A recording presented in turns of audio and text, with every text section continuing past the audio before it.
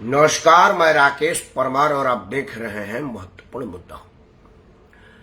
मित्रों, महत्वपूर्ण मुद्दे में आज सबसे जरूरी मुद्दा तो यह था कि उत्तर प्रदेश के फूलपुर में विपक्षी गठबंधन के दो बड़े नेता जो हाईएस्ट सिक्योरिटी वाले भी हैं, राहुल गांधी को अभी अभी एसपीजी से हटा करके सुपर जेड ग्रेड के सुरक्षा में रखा गया है। अखिलेश यादव भी जेड प्लस ग्रेड के सुरक्षा में है।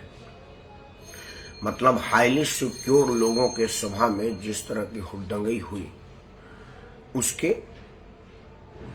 विषयों पर चर्चा गंभीरता से होना चाहिए। मुझे लग रहा है कि अभी उत्तर प्रदेश में एक सुरक्षित वातावरण की सरकार है, किसी तरह की लापरवाही की कोई गुंजाइश न देने वाली सरकार है और सुरक्षा में तैनात सुरक्षा कर्मी और उसको देखने वाले लोग इस चीज को गंभीरता से ले रहे होंगे, ले चुके होंगे और इसके कारणों की पता लगाएंगे।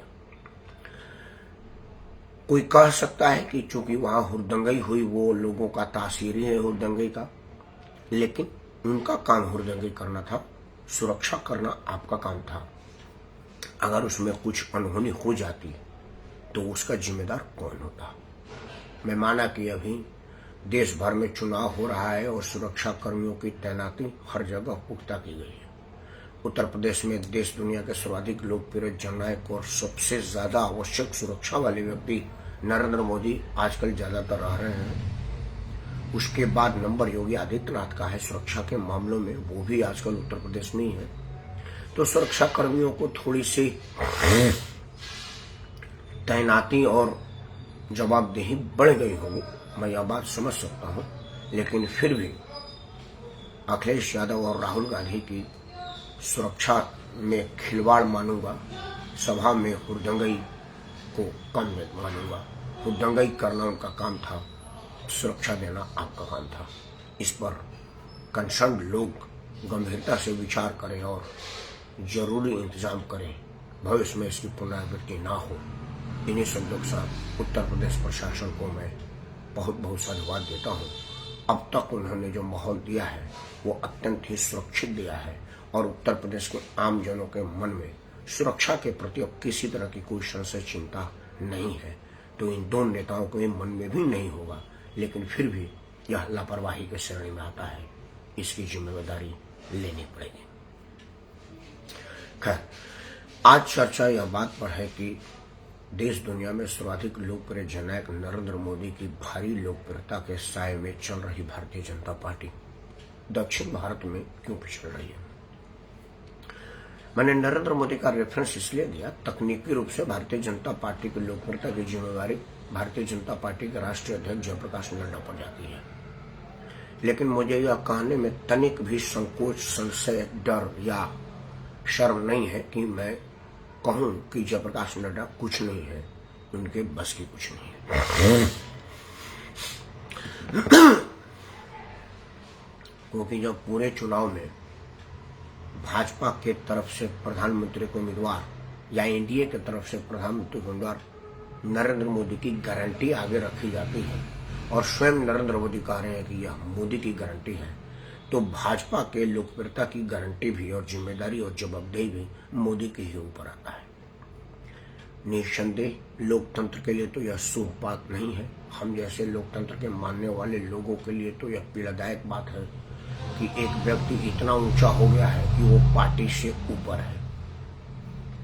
नरेंद्र मोदी की लोकप्रियता से मुझे खुशी है, नरेंद्र मोदी की राजनीतिक चपलता से मुझे संतुष्टि है, लेकिन पार्टी के ऊपर बढ़ती प्रभाव और पार्टी उसके सामने बिल्कुल उस स्थिति में आ जाना जैसे दूध में चीनी डालने पर चीनी दिखता नहीं है वाली स्थिति का हो जाना चीनी के अस्तित्व को समाप्त कर देने जैसी है और यह लोकतंत्र के लिए शुभ नहीं है, यह अधिनायक बात की तरफ जाता है। खैर, चर्चा है कि जब नरेंद्र मोदी की लोकप्रियता दुनिया भर में है, भारतीय जनता पार्टी अभी अपने उरूज पर, ऊंचाई पर है, सबसे ज्यादा सर्वाधिक स्वर्णकाल में भाजपा चल रही है, तब भी दक्षिण भारत में लोकप्रिय क्यों नहीं हो पा रही है। ले दे करके कर्नाटक है, जहां वो सरकार में भी थी और सरकार बनाने की स्थिति में भी है। लेकिन सिर्फ दक्षिण भारत में एक कर्नाटक तो है नहीं, वहाँ तमिलनाडु है, आंध्र प्रदेश है, तेलंगाना है, केरल है और भी कई राज्य हैं जिस पर विचार होना चाहिए। वहाँ बिल्कुल कहीं कोई अस्तित्व भाजपा का नहीं दिख रहा है, लड़ाई में भी नहीं दिख रही है। क्या कारण हो सकता है और उस कारण का निवारण क्या हो सकता है? पहले मैं आज एक टीवी चैनल पर था तो चर्चा में एक बात मैंने बोला कि भाई देखिए, भारतीय जनता पार्टी हिंदी भाषी प्रदेश की पार्टी है, क्योंकि उसके जितने भी बड़े नेता हुए हैं वो सब हिंदी भाषी है। उसका संस्थापक सदस्य थे सिकंदर बख्श, अटल बिहारी वाजपेयी, लाल कृष्ण आडवाणी, विजय राजे सिंधिया, ये सब लोग हिंदी भाषी क्षेत्र के थे, तो उसका फैलाव हिंदी भाषी में हुआ।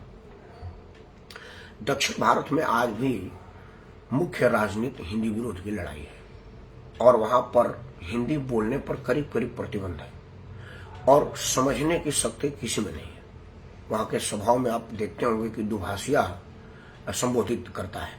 जैसे यहाँ से जो नेता जाते हैं, राजीव गांधी हो, राहुल गांधी हो, सोनिया गांधी हो, या अटल जी हो, आडवाणी जी हो, मोदी जी हो, जेपी नड्डा साहब हो, शाह जी हो, अपने योगी आदित्यनाथ जी हो, ये सब लोग जब जाते हैं तो वो अपने हिंदी में या अंग्रेजी में संबोधित करते हैं और उसको सुन करके वो वहाँ के स्थानीय भाषा में जनता को बताता है। मतलब वहाँ हिंदी समझने में लोगों को परेशानी है, अंग्रेजी समझने में परेशानी है, भाषा की इतनी बड़ी दीवार खड़ी कर दी गई है। तो क्या कारण है कि क्या यह कारण है कि वहाँ के उन स्थानीय भाषा के किसी बड़े नेता को भाजपा ने बढ़ने नहीं दिया या कोई भाजपा में बढ़ नहीं पाया? इसका जवाब भी करीब करीब ना है, क्योंकि गृह राज्य मंत्री, वाणिज्य राज्य मंत्री और कई लोग दक्षिण भारत से आए हैं। आंध्र प्रदेश तेलंगाना से जो संयुक्त था पहले, वहां से चंद्रशेखर हैं यहाँ पर, उसके पहले रेड्डी साहब थे वहां पर, और भी कई लोग हैं जो वहां के हैं। भाजपा के तो पूर्व अध्यक्ष बंगारू लक्ष्मण और उपराष्ट्रपति जो थे वो दक्षिण भारत से थे। तो बड़े बड़े नेता दक्षिण भारत से आए हैं। फिर दक्षिण भारत में लोकप्रियता क्यों नहीं है, इस विषय में भाजपा को विचार करना पड़ेगा। मुझे जहां तक लग रहा है कि भाजपा जिस नीतियों पर चलती है और जो उसका राजनीतिक मुद्दा होता है, दक्षिण भारत के लोग उसे एसोसिएट नहीं कर पाते हैं। यह अजीब विडंबना है इस देश में कि दक्षिण भारत के लोगों का ज्यादातर नाम देवी देवताओं का है। जैसे कर्नाटक से आने वाले कांग्रेस के अभी अध्यक्ष मल्लिकार्जुन खड़गे, मतलब सनातन धर्म का बड़ा पूजनीय नाम है मल्लिका और अर्जुन, मतलब माँ पार्वती और शिव का मिल करके मल्लिकार्जुन नाम है। सीतारमैया वो नाम है। मतलब ये जो वहाँ के लोगों का नाम होता है ना, वो देवी देवताओं के नाम पर ही होता है। लेकिन देवी देवता के नाम पर राजनीति वहाँ लोगों को आकर्षित नहीं करती है। यह बड़ी ध्यान देने वाली बात है। दक्षिण भारत में धर्म की राजनीति का कोई स्थान नहीं है। जिस मलयालम में, जिस केरल में सारे नाम देवी देवताओं के लोगों को होते हैं, वहां पर जो सिमी है या जो आवाज पीएफआई है वो अपना वर्चस्व बना चुकी है। मतलब नाम मेरा बेशक रामचंद्र हो, लेकिन मैं राम के नाम पर वोट में तब्दील नहीं कर सकता, वोट नहीं दे सकता। यह दक्षिण भारत के लोगों में देखा गया है। उत्तर भारत वाले लोग या जो राजनीतिक ओपोनेंट होते हैं मोदी के, वो कहते हैं कि भाई दक्षिण भारत के लोग पढ़े लिखे होते हैं, इसलिए वो धर्म का राजनीति को नहीं मानते हैं। लेकिन उनकी और जो राजनीति है वो तो यह बताते हैं कि वो तो पढ़े लिखे किस श्रेणी में है। अगर पढ़ा लिखा आदमी जयललिता और के करुणानिधि के बीच में पेंडुलम की तरह से डोलता रहे, तो फिर उसमें कहाँ कहा जा सकता है कि वो पढ़े लिखे और समझदारी से मतदान किए हैं। अगर पढ़े लिखे और समझदारी से मतदान करते हैं तो ना करुणानिधि सरकार में होते, ना जयललिता सरकार में होते, क्योंकि दोनों ही लोगों ने भ्रष्टाचार के अलावा और कुछ दक्षिण भारत में किया ही नहीं।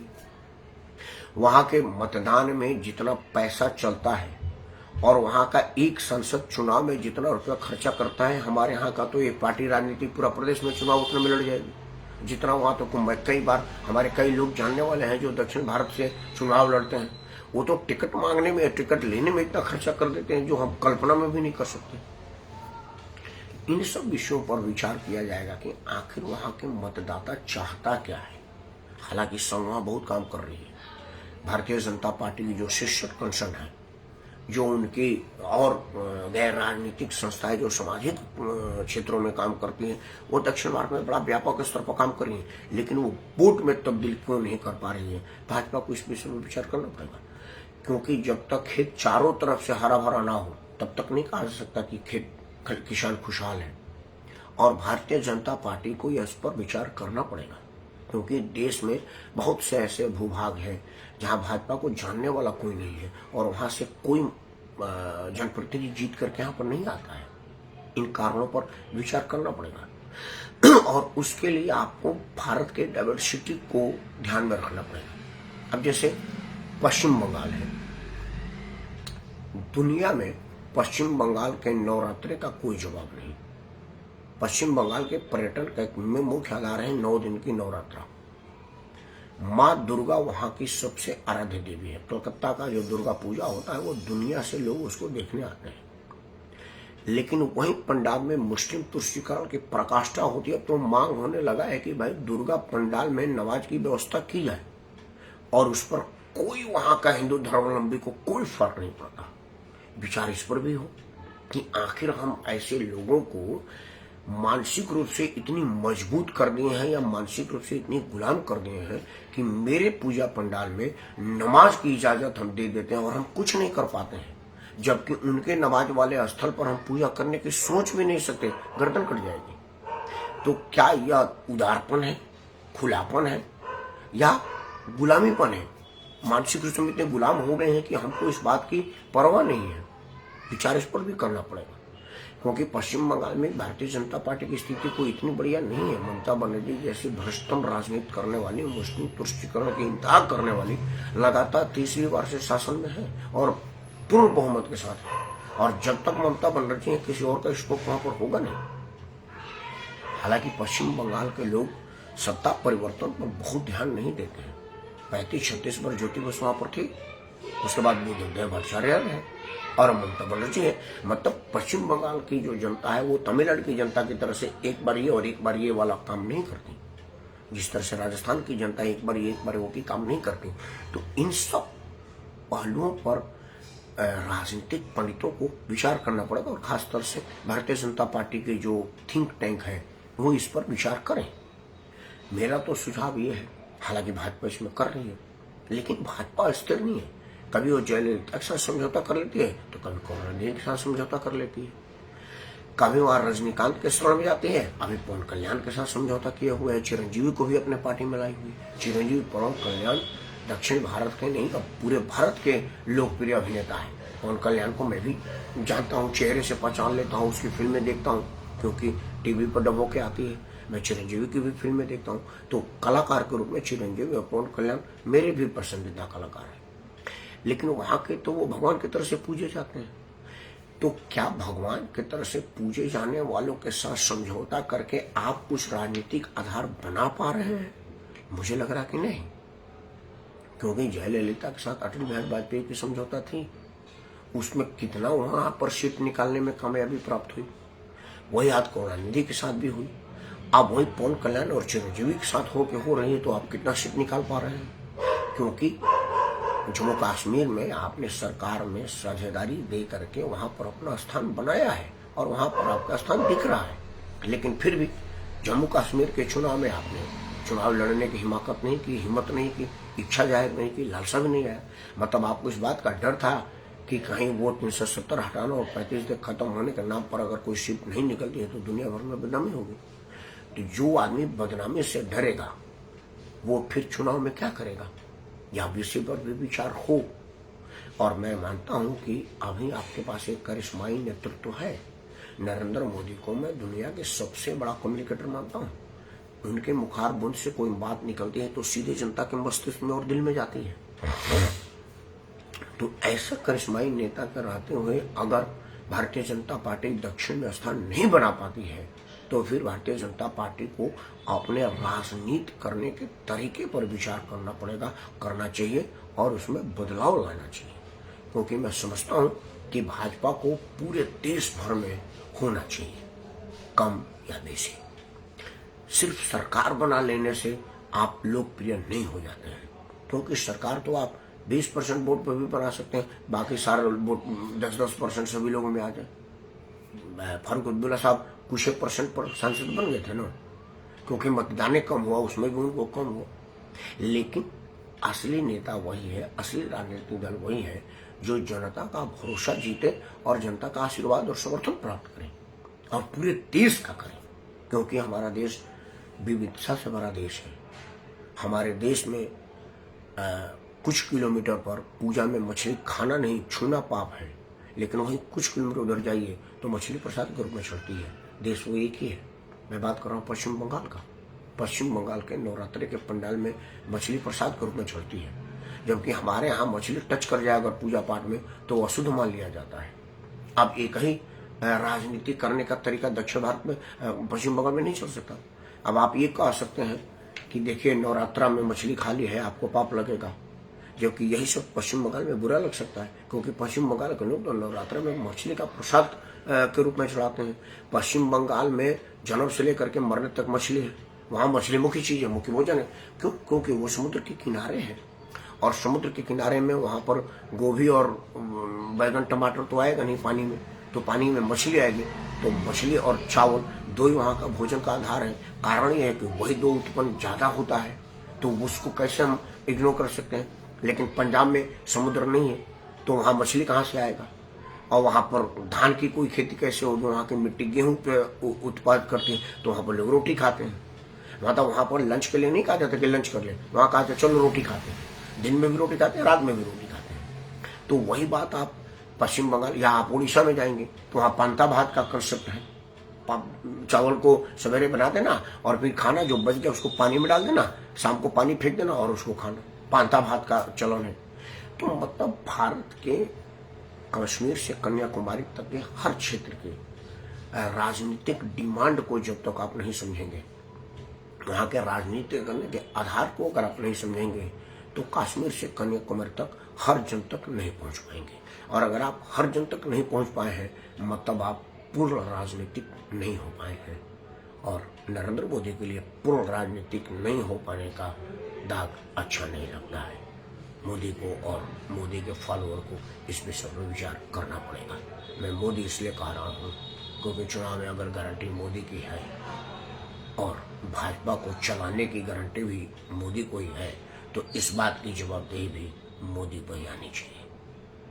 मोदी ये बात सुन रहे होंगे अगर, तो विचार करेंगे, और अगर वो नहीं सुन रहे हैं तो उनका कोई फॉलोअर सुन रहा होगा, तो मोदी को यह सलाह दे कि पूरे देश में लोकप्रिय जब तक आप नहीं होंगे, तब तक आप पूर्ण लोकप्रिय प्रधानमंत्री नहीं माने जाएंगे। मैं इंतजार करूंगा कि भाजपा दक्षिण भारत में भी अपना प्रभाव जमाए। कैसे जमाएंगे उनका सोच है, हमारी बात को कहाँ को सुनता है। आप सुनिए और आप विचार करिए कि क्या यह मुद्दा महत्वपूर्ण है कि नहीं, क्योंकि मेरा तो कहना ही है कि मैं उन्हें भी सुबह विश्लेषण दिखाता, बताता, सुनाता हूँ जो और चैनलों पर या तो होता नहीं है या होने नहीं दिया जाता।